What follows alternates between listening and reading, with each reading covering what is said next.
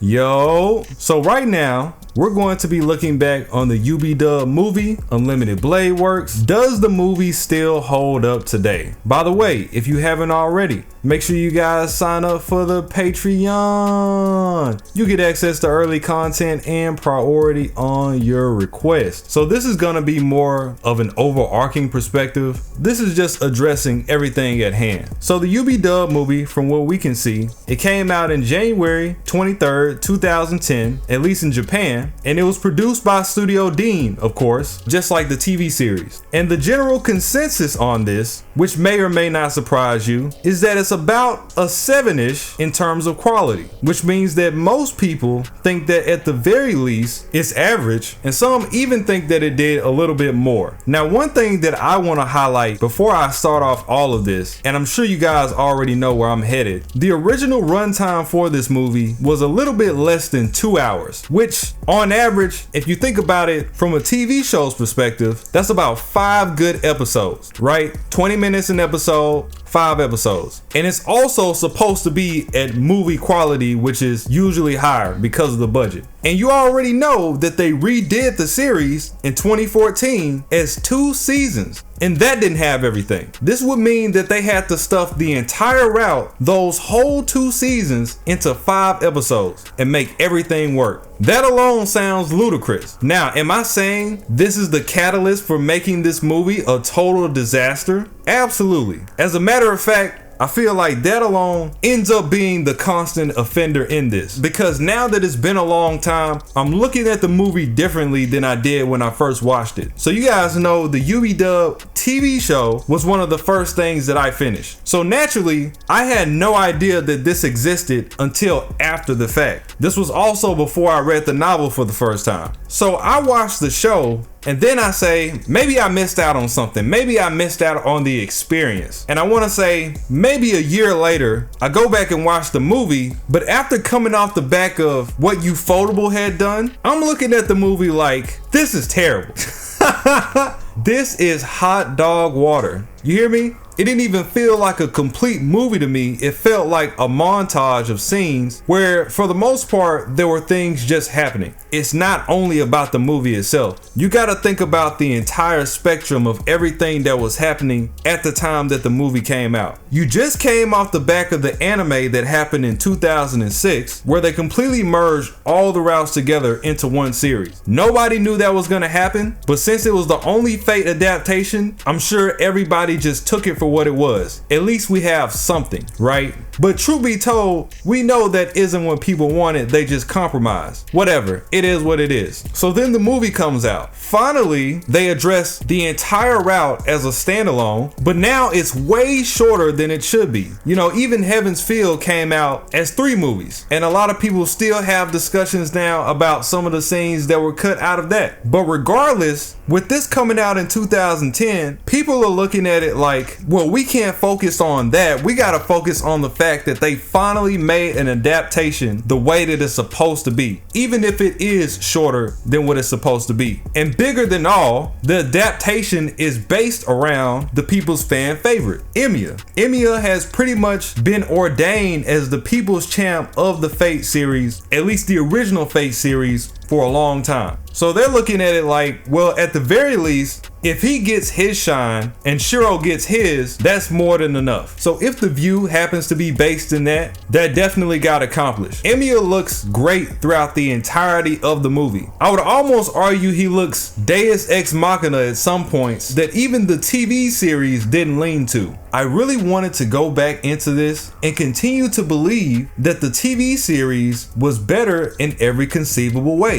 But I don't really think that's true. There's a lot of portions of this movie that are done really well, and I actually prefer over the Ufotable style, like the designs, for example. I'm a sucker for old school, not just in anime, but in general. But anime especially, I like old school designs. I feel like the designs are more precise. They lend to the nature of the series better. Even by the standard of the time that the movie came out, 2010, you had Ufotable's Kara no Kyokai that came out in 07. It looks better overall. Hunter x Hunter came out a year after UB-Dub in 2011. It was produced by Madhouse. It looks amazing now. Bump how it looked back then, it still looks good. And that was only a year later. Same thing with Fate Zero. It came out in 2011. Still looks good. So the way that the art came out is for sure a conscious decision. I don't think because something is newer, it's inherently better. I don't think if something's bigger, it's inherently better. Here's where Dean gets rolled by comparison. Animation. Now don't get it twisted. The Dean movie does have good animation. I don't want people to think that just because Ufotable's animation was better, that Dean's animation is bad. The movie had good animation. It had good sequences. It's just that animation on its own isn't the only thing that matters, which ultimately leads to a lot of scenes paling in comparison. Now let me tell you what I do like about Dean. It has better interactions at times. It has better choreography a lot of times. See, that's the thing. Ufotable's main meat and potatoes is flash over substance. So yeah, the fight might look pretty, the quality might be better, but the action itself is going to be truncated. And with Ufotable, on top of the good animation, it had great lighting and it had great special effects. So even if the choreography wasn't that great, all ended up being forgiven most of the time because it just looked spectacular. The UB-Dub movie never really had the time. When it does have a chance to do good, it does good, given what it had to work with. It's just that it didn't have the span for most of the things that were present, so it just got taken out of the movie completely. Like the fight that Gil had against Hurt, completely omitted.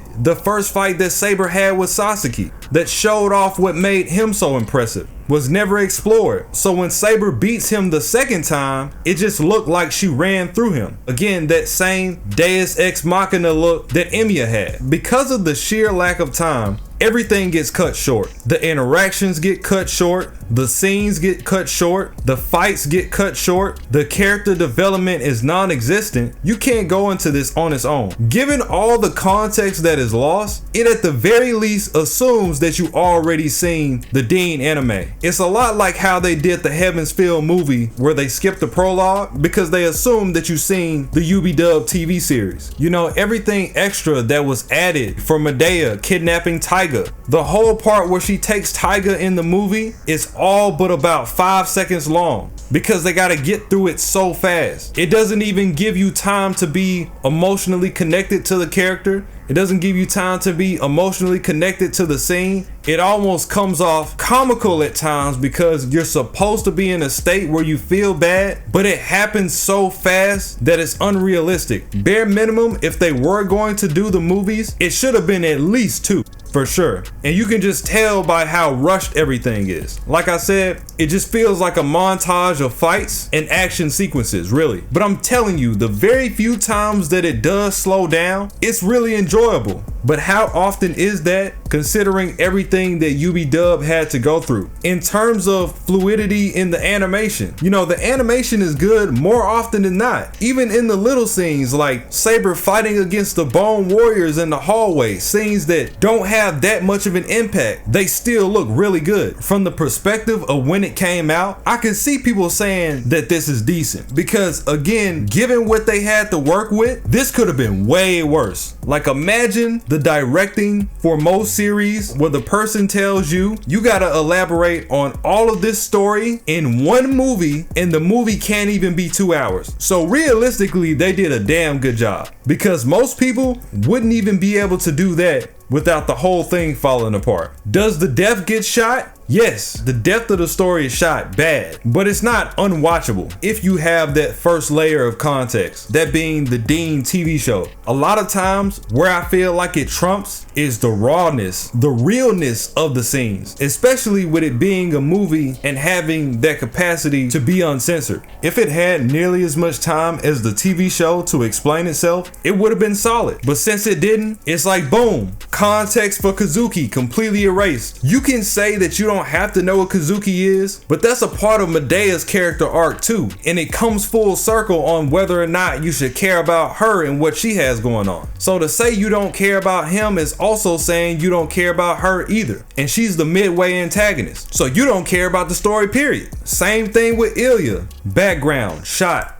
gone. doesn't exist. She mentions Shiro to be her brother at the beginning of the movie, and that's all you get. And then she dies. There's so many different things, man. But I definitely wouldn't suggest this movie to somebody that's coming in. And you know the crazy part about it? The budget for the movie was supposedly higher than the TV series. Just that one movie. When in reality, the movie had less to tell, it had less time to tell it, and there was hardly anything that made it that much definitively better than Dean 06 from a visual perspective. And here's a contest to that. It says, in comparison to the 2006 TV series, the film's visuals were praised, with the reviewers noting that this was expected of a film adaptation. Exactly. It was better, but it wasn't that much better. It's supposed to be better. It's 5 episodes. It's a movie budget. There was literally less in it, but it wasn't blow you off your feet better. It wasn't better collectively. 5 episodes versus the 24 episodes that Fate Stay Night had to deal with in terms of how it looked. All the critics gave high marks to the battle scenes between servants. The most spectacular of them recognized the battle between Saber and Berserker. This really comes as a surprise to me because even in the TV series, I wouldn't think of Saber versus Berserker in that way, but you gotta consider there's a lot of dynamic to that fight.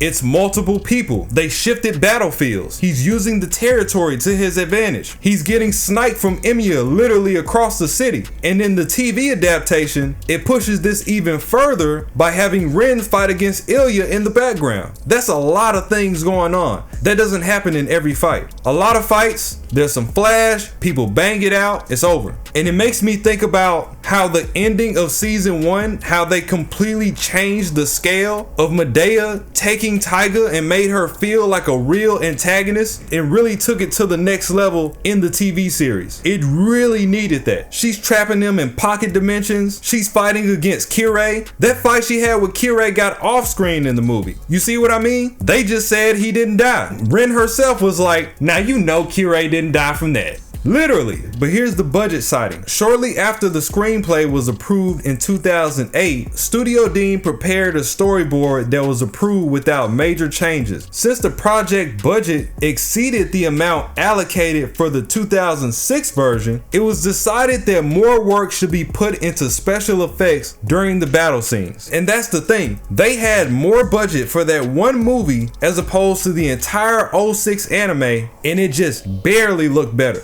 They talking about we put more work into the special effects, and you can see that in some scenarios, but then you have fights like where Ku went against Emiya and his Ro Ayas was completely shot. It's like, bro, what? When Ku used his gay bolt, Emiya literally waves his hand through the air and it disappears. Like, that's how short the Ro Ayas was. And he looked completely fine after the fact, when we all know he had been barely keeping up and he was exhausted. He at least looked tired. It looks crazy. It says, according to Sato, who was the screenwriter, the person that did the scripting for the movie, the largest challenge for the production was, as I said, the limitation on the length of the film. He had several meetings with producers and lobbied to increase the number to around 107 minutes, which was approved. So not only was the movie short, and there was only one, for whatever reason, they were gonna make it shorter. The UB-Dub movie was about to be an OVA, just in case anybody didn't know. Holy.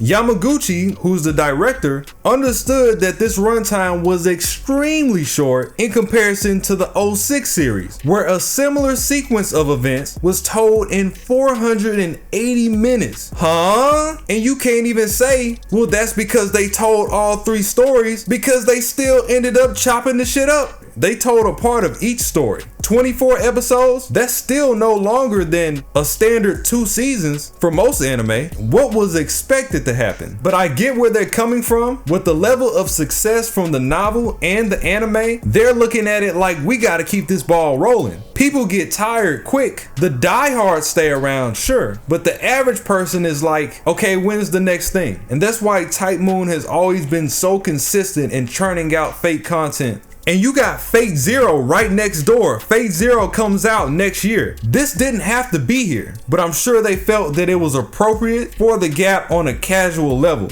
because Zero still is telling a whole new story. for the people that don't know. And this is pre-FGO, so Type Moon isn't Mr. Deep Pockets yet. Yes, they had success prior, but they're still striving and surviving. I get it. The director recalled that he originally wanted to demonstrate many everyday scenes between the battles, which were prepared in Sato's drafts, but most of them never entered the final script. In the initial planning stage, Archer was considered as the central character, but attention was then shifted to Shiro during the production. That's also interesting. This would mean that the movie was going to take a very anime-only direction, because even in the novel, the story is told from Shiro's perspective. So it's always been about Shiro. So the movie was going to try to focus on Emiya from a different perspective. We never got to see that. And honestly, considering the way that things turned out and the fact that they remade it anyway, you might as well told it from his perspective. It's his route. It still got butchered anyway. And then we know Nasu got into it with the director when they were trying to bring the film together. Since there had been a conflict between Fate Arthur, Nasu, and consultant Yamaguchi during the production of the series, Type Moon only assigned a secondary advisor for the production of the film. And his opinion was taken into account only on general grounds. So here's what you can't do. You can't take my bread and then take my vision too. If the work is mine, my vision should be my vision. But the way he makes it sound, this guy wouldn't listen to anything he had at all. That's ridiculous. And you can see why after this movie, they barely work with Dean again. That is no coincidence.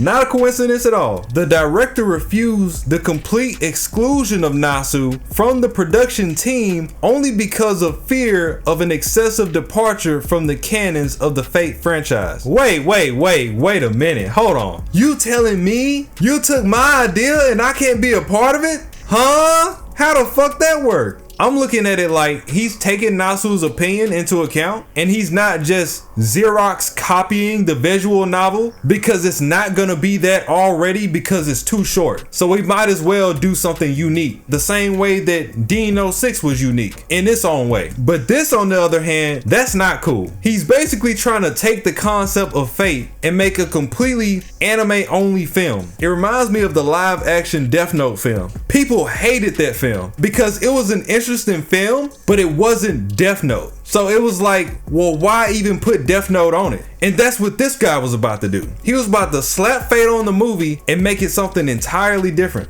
It says illustrator Takeuchi retained the role of character design consultant. The only wish expressed by the creators of the visual novel to the producers was that the battle scenes should not become the dominant element of the film. And guess what? That's exactly what happened. Nasu, and rightfully so as a creator, is strictly defined about the vision of his work. Generally speaking, people don't do their research. You know who that's gonna fall on? Nasu. I can't believe Nasu put out that terrible film, not knowing the real backstory behind it, where they completely cut him out the picture. This man has spent the bread, he spent the time, he's put his faith into y'all multiple times over, and he still got hold. I'd be mad too. I mean, imagine giving exact instructions not to do something, and the guys say, well, you can't stop us because we can't read.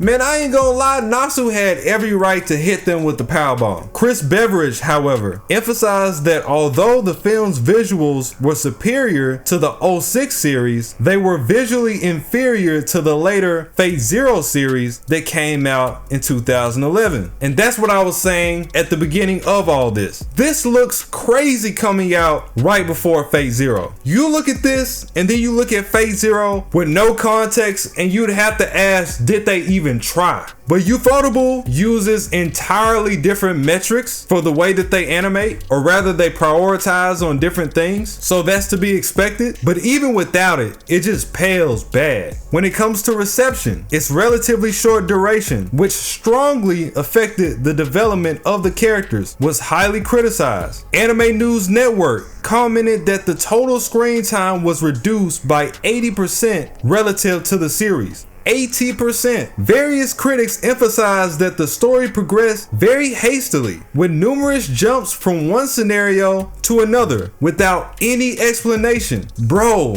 you'll be watching a fight and then the next thing you know, Shiro's going against Gilgamesh. It's like, when the fuck did this happen? Am I a wizard? Where's the context? They will literally stop a fight as fast as possible to get straight into the next scene, which would also be cut short anyway. It's almost like they're trying their hardest to save time the whole film, but they never end up doing it. Like, you save time in one scene because you got this one big scene that's coming up, but then that scene is short too. What is going on? The fight that Emiya had with Shuro, I don't even know if you can say the choreography for that fight is better, considering that most of it doesn't exist. And that's what they were saying about the numerous jumps. You can't even get mad because there's nothing to get mad at. It's just not there. The entire part where Shuro fights against Emiya in the reality marble, it shows them going there, but then it gets off screen. If the other half was there, you could have made an argument, but you can't make an argument that is better as is. Like the part where you see Shuro starts to actualize his own perspective on life as opposed to Emiya's. And what I'm referring to is when you visually see Shuro's reality marble start to prevail over Emiya's in the adaptation, in the TV series, and they start to mesh and go half and half. That's a huge visual representation to his character, whereas on the other side in the movie was not present. But somehow they capitalize on special effects. Overall, if you're watching it for the novelty of being a Fate fan, it's okay. It's something to watch. But if you're watching for the actual story and to understand it, this is an absolute disaster. A monstrosity even. Also, that director that Nasu fell out with, Yamaguchi, actually passed in 2020. So rip to that man. It says Yamaguchi passed of undisclosed causes sometime around 2020, when his death was announced by a subsequently removed tweet by the company Studio Dean.